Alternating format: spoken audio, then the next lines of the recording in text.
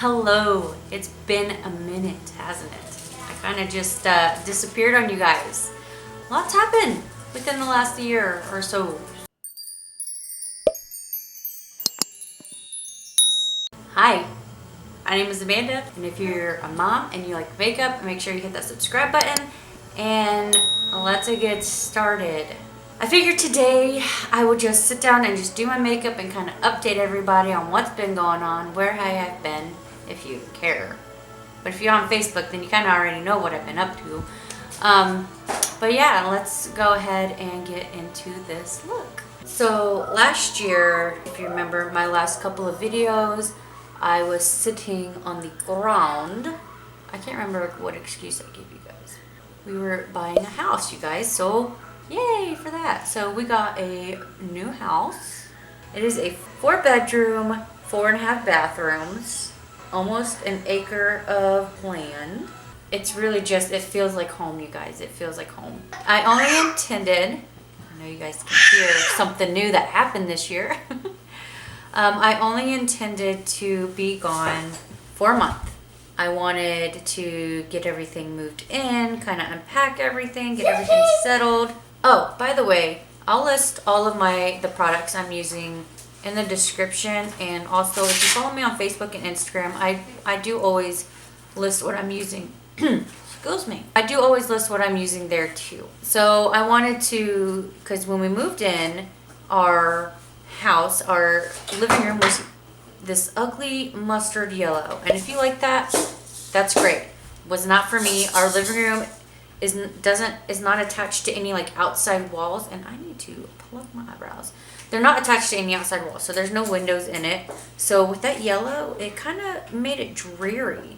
You know what I mean? So I needed something to brighten it up. So it's like a white bluish color. Like it's a cool toned type of feel in there. It's so much nicer and it makes it so much bigger. So I got down and I painted the wall, which was very challenging because our walls are really, the living room ceilings are high and slanted, and that was fun.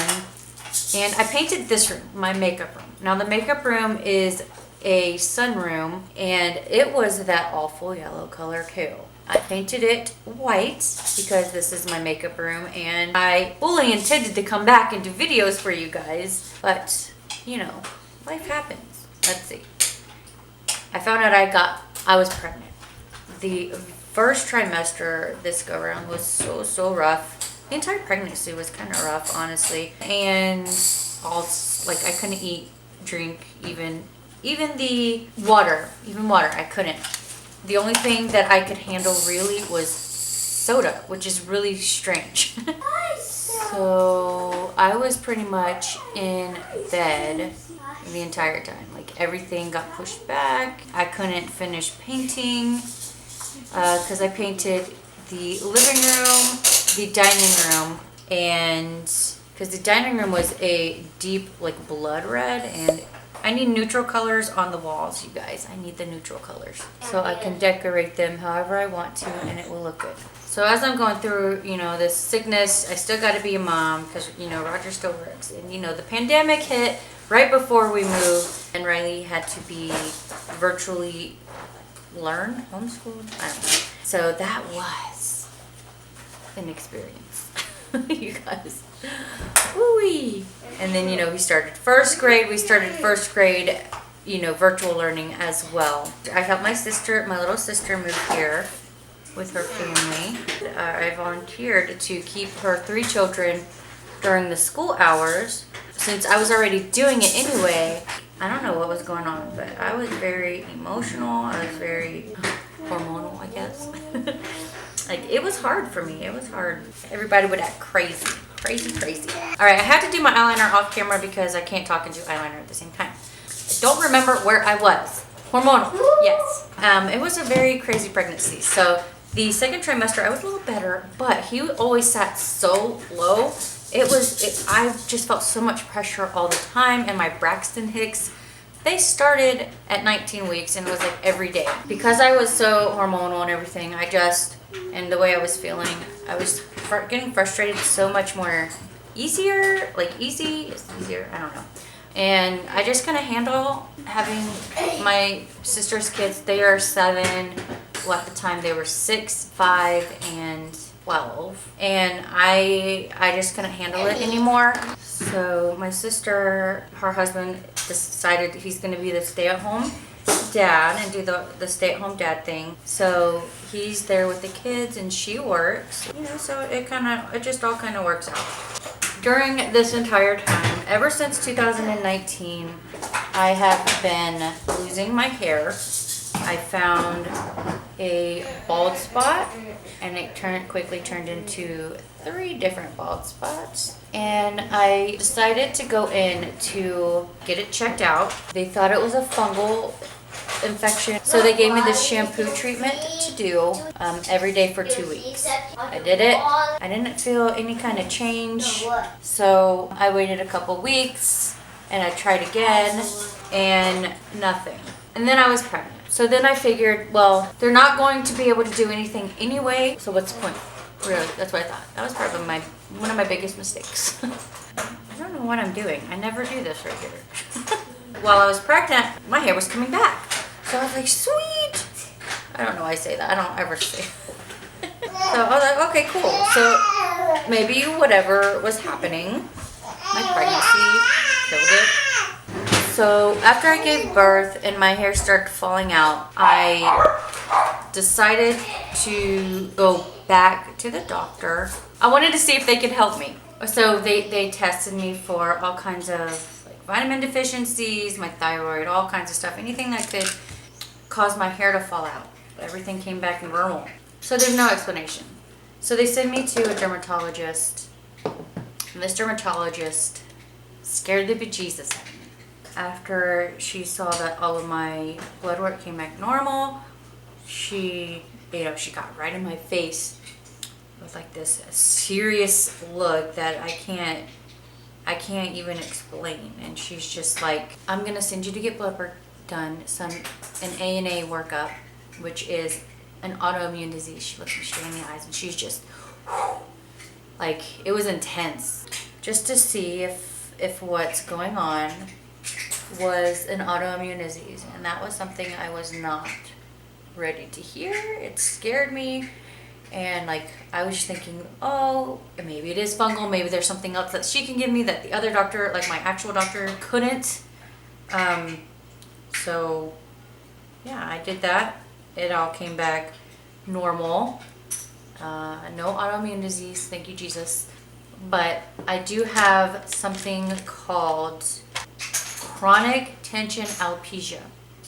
Pretty much, I have like excessive amounts of hair fallout from wearing my hair out so much tightly. Because I am a stay-at-home mom, I do have my hair up all the time. There's like hardly ever a time where my hair is down. So what I have to do is I have to do a topical steroid on the spot 2 times a day, and I have to do that shampoo treatment 3 times a week, and I have to leave it on my hair for 15 minutes. And so those things, I have to do that indefinitely. I don't think it's getting any better. In all honesty, it's kind of had me feeling some sort of way, like I'm so over my hair falling out, and it just falls out so bad that I'm seriously contemplating just shaving my entire head. That way it's all one length, and I don't have to deal with all that fallout anymore. I don't have to deal with Samson pulling on it, because I do wear it down with this thing on it. So depending on if I decide to cut my hair or not, this is what you'll see me in, because it covers, my bald spot is all right here and goes into the back of my head. It's pretty big. It's about the size of my palm. I'm not ready to show yet. When I do, I will post pictures and stuff like that, but I'm not ready to show yet. If I just move it just slightly, you'll be able to see it all. So it's like I can take pictures and kind of maneuver my hair to cover it just for a picture, but back here, it's all exposed. It's really bad, you guys, and it's starting to get me down a little bit. I'm not gonna lie to you. We've just been trying to figure that out. So about my pregnancy, let's go back to the pregnancy. I'm all over the place. I'm so sorry. You know, his due date was January 3rd, but if previous pregnancies showed us anything is that my boys don't wait. I was super worried that he would come Christmas morning or Christmas Eve or something. I know you guys heard him screaming up there in the background. So I had to go get him. This is not the way I wanted to introduce him. Maybe I'll just wait to turn him around, actually. That's what I'll do while he's good. And never mind. He's like, hi. So this is Samson's stylist, you guys. My little Sammy Sam. Yeah, can you say hi? Can you say hi? Anyway, so I was so super scared. He was going to try to make his debut on Christmas or Christmas Eve. And I wouldn't be able to spend Christmas Day with Riley and Jordan. And that was making me super sad and super stressed out. And I was super sad because I didn't get to go home for Christmas this year. And my sister was kind enough to call me and while they were there and try to talk to me. And I missed the call. I'm so sad. But I ended up calling back and I still ended up crying after I got off the phone with her because, you guys, I love my family and being with family is something that's super, super important to me. And not being with them, especially during Christmas or the holidays, it sucked. It was sad. And, but we got through it. We're here now. So I had to stay home here in my town because obviously I was so close to giving birth and I didn't want to have out-of-state expenses to give birth because, yes, it's expensive to give a birth to a baby. So December 26th, Roger and I go to Walmart. I wanted to hit up those sales for the Christmas decorations because we have this nice, beautiful home and I'm not the best decorator, but I wanted some Christmas decoration for the cheap. You know what I mean, Samson? So we decided to go there and I figured I can walk a little bit and maybe, maybe we'll start something. And I had to stop a couple times because it was hurting. It was hurting a little bit. So then come home, everything's normal. Roger's parents was kind enough to keep both Riley and Jordan with them a week and a half to 2 weeks, I think. Just in case we went into labor. Roger did not go into labor, I did. Just in case I went into labor and we didn't have to worry about finding someone to watch them while we were gone. Because it's a pandemic, so that was only one person. I couldn't have my kids in there, pandemic, only one person, I had to wear a mask kind of thing. So yeah, so we're just hanging out. I was getting everything ready and cleaning up and all kinds of stuff you do whenever your kids aren't here. We didn't really do a room for him because last 2 times we've had a baby, they didn't really use their rooms much. So I was like, why bother? Alright, so everyone goes to bed. I have, my normal Braxton Hicks contractions, whatever, annoying. That night, I felt a couple of the contractions were more strong than a Braxton Hicks, but when I felt like that, and I've gone to the doctor for it, like there was no progression. I was not dilated, I was not thinned out or anything. So I went to bed, and around 4 a.m., I started tracking these weird contractions that I was having. So I called the hospital, and I was like, I don't know if I should come in or not. They're not consistent, but they're very, very intense. So I don't know if I should come in or not. I was like, this has happened to me before and there was no progression. And so she was like, well, just come in, let's get you checked. So I had to go into the triage by myself. So I was sitting there for over an hour, just like in labor. She checked me, I think I was 3 centimeters. She was like, well, let me go see if the doctor wants me to keep you or if we have to release you. And I was I'm like, how am I supposed to know? If this is how I'm feeling and there's no progression or anything, how am I supposed to know if I go into labor? Like, what's real? I'm going to have this baby at home because I'm not going to know when to come in. Because, you can't ever predict what's going to happen, you guys. Pregnancy, every baby, everything. It's all different. So, but thankfully she came in. She's like, okay, well, we're going to keep you. They broke my water. And it's like after they broke my water, everything happened so fast. So Roger was out waiting out because he couldn't even wait in the ER. He had to be in the van or whatever because, you know, pandemic. I was debating on the epidural, and let me tell you why. So I had the epidural with Riley. It's amazing. I tried to get the epidural with Jordan. Did not take until after he was born. Oh, yes. I was scared that I might have the baby before he was able to get upstairs. So, but thankfully he was there. He was able to be there. Thankfully, the epidural hit because after they broke my water, they kept losing his heartbeat, and it's not that his heart wasn't beating. He was fine. He wasn't in distress or anything. They think it's because he was laying on top of his umbilical cord. So they had to come in there and keep trying to turn him and get him off of it. The way they have to do it, there's so much tugging and so much pressure. And oh my gosh, if I did not have that epidural, I probably would have passed out from pain, because I can only imagine like how much that hurt.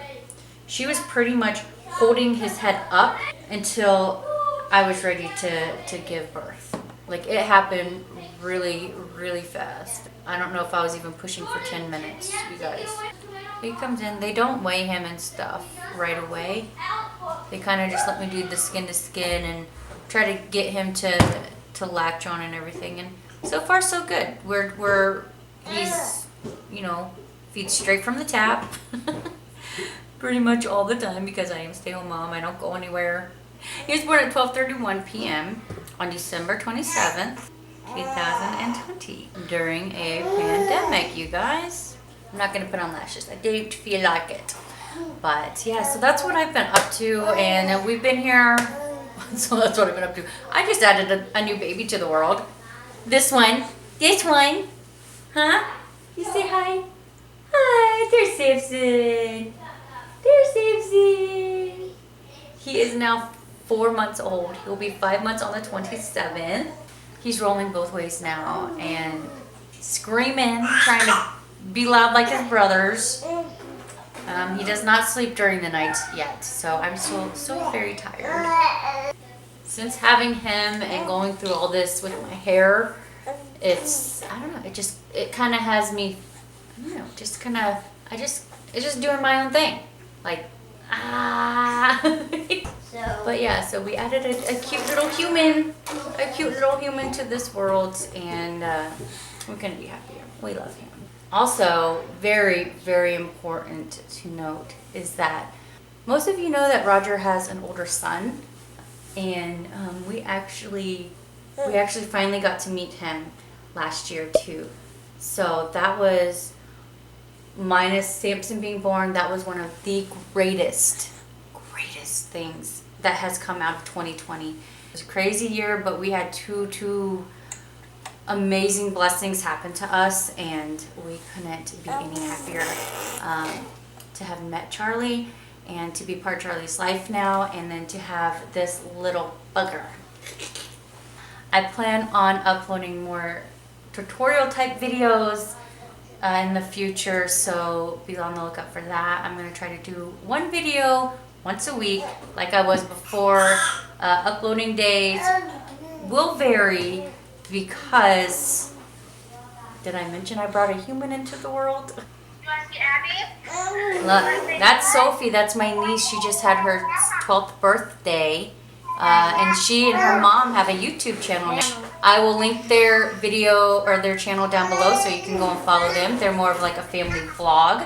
I don't remember what I was saying before that, but everyone, thank you so much for being here, for supporting me and being patient with me as I figure this new life out. New, like everything. So I never know how to end videos. I'm very awkward with it, so I'm just gonna say bye. And I hope you have a wonderful day. Be safe and don't talk to strangers. I don't know. Say bye! Bye! I couldn't handle... I couldn't handle... Let's see if they...